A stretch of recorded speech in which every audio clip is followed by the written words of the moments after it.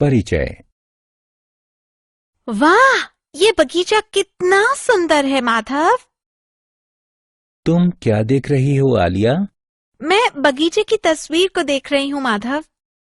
आलिया, क्या तुम इस तस्वीर में विभिन्न वस्तुओं का विश्लेषण कर सकती हो? हाँ, उसमें बेंचें, स्लाइडर, फव्वारा, फूलों की सेज इत्यादि है। बच्चों, अब तस्वीर में विभिन्न वस्तुओं के आकार का विश्लेषण कीजिए। जी हाँ, बेंच का आकार आयताकार है। सेज का आकार वर्गाकार है। स्लाइडर का आकार त्रिभुजाकार है। फव्वारे का आकार वृत्ताकार है। इन्हें समतल ज्यामितीय आकृतियां कहा जाता है। इस पाठ में हम विभिन्न ज्यामितीय आकृतियों के गुणों को जानेंगे। उद्देश्य: इस पाठ के अंत में आप निम्न करने में सक्षम हो जाएंगे। वर्गों और आयतों का परिमाप ज्ञात करना।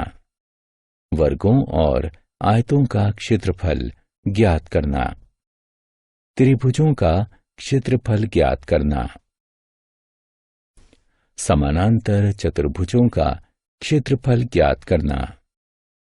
एक वृत्त की परिधि और क्षेत्रफल ज्ञात करना। इकाइयों का रूपांतरण करना। वर्गों और आयतों का परिमाप। बच्चों, क्या तुम पार्क में फूलों की सेज की सीमाओं को माप सकते हो? हाँ, सेज की भुजाओं को मापकर सेज की सीमाओं को मापा जा सकता है। तो एक आकृति का परिमाप आकृति के चारों ओर की बाहरी सीमा होता है। अतः वर्ग का परिमाप वर्ग की भुजाओं का योगफल होता है। शायद आप समझ गए हैं कि परिमाप क्या होता है। क्या तुम पार्क में आयताकार बेंच का परिमाप बता सकते हो? हाँ, हमारे पास आयत की लंबाई और चौड़ाई की मापें हैं और आयत का परिमाप उसकी लंबाई और चौड़ाई का योगफल होता है। अतः इनके योगफल द्वारा हम इसका परिमाप निकाल सकते हैं। वर्गों और आयतों का क्षेत्रफल। विद्यार्थियों, क्या तुम पार्क में सेज के आकार को पहचान सकते हो? वह वर्ग के आकार में है। एक वर्ग बराबर मापों वाली चार भुजाओं की एक बंद आकृति होती है।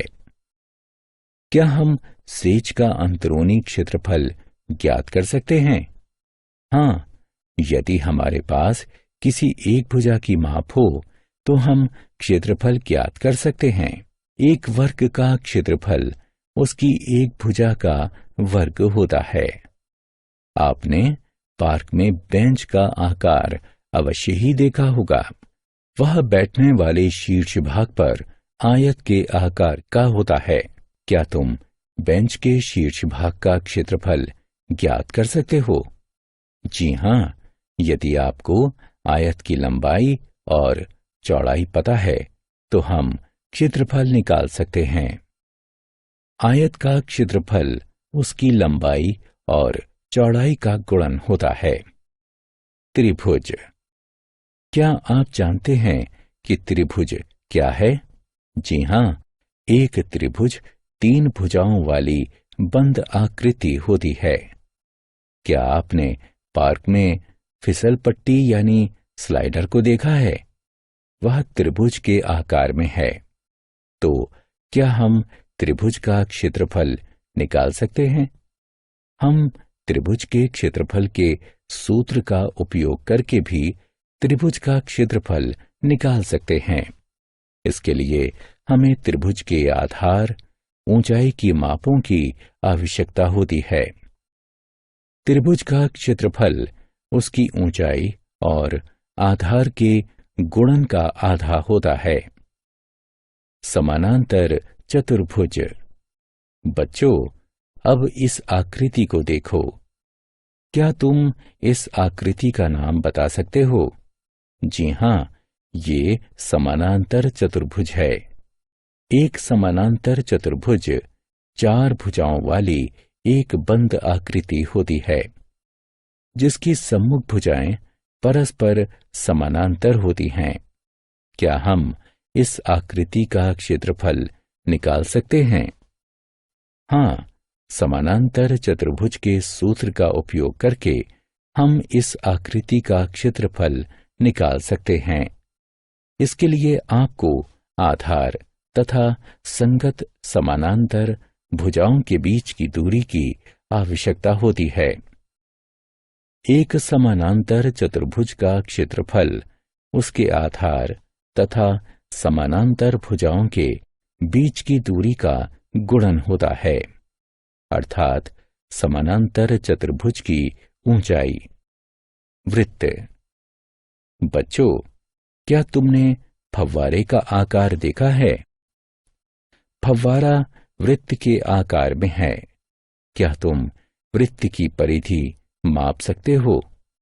हाँ, यदि आपको वृत्त की त्रिज्या ज्ञात है, तब वृत्त की परिधि के सूत्र का उपयोग करके वृत्त की परिधि ज्ञात की जा सकती है। वृत्त की परिधि एक वृत्तीय क्षेत्र के चारों ओर की दूरी होती है।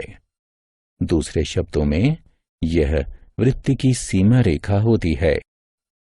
वृत्त की परिधि एक अचर, जिसे पाई कहा जाता है, तथा उसके व्यास का गुणन होती है, या वृत्त की त्रिज्या तथा पाई के गुणन का दुगना होती है। बच्चों, तो क्या हम वृत्त का क्षेत्रफल भी निकाल सकते हैं? हाँ, यदि हमें वृत्त की त्रिज्या की माप ज्ञात हो, तो हम वृत्त का क्षेत्रफल ज्ञात कर सकते हैं। वृत्त का क्षेत्रफल वृत्त की त्रिज्या तथा पाई के गुणन के बराबर होता है, या हम वृत्त के क्षेत्रफल को व्यास के पदों में भी व्यक्त कर सकते हैं। हमें ज्ञात है कि वृत्त की त्रिज्या व्यास की आधी होती है, तो इस स्थिति में वृत्त का क्षेत्रफल व्यास के आधे के वर्ग तथा पाई के गुणन के बराबर होता है। इकाइयों का रूपांतरण। हमें ज्ञात है कि 1 सेंटीमीटर में 10 मिलीमीटर होते हैं, 1 मीटर में 100 सेंटीमीटर होते हैं, 1 किलोमीटर में 1000 मीटर होते हैं, और 1 हेक्टेयर में 100 मीटर होते हैं। कभी कभी हमें बड़ी इकाइयों को छोटी इकाइयों में बदलने की आवश्यकता पड़ती है।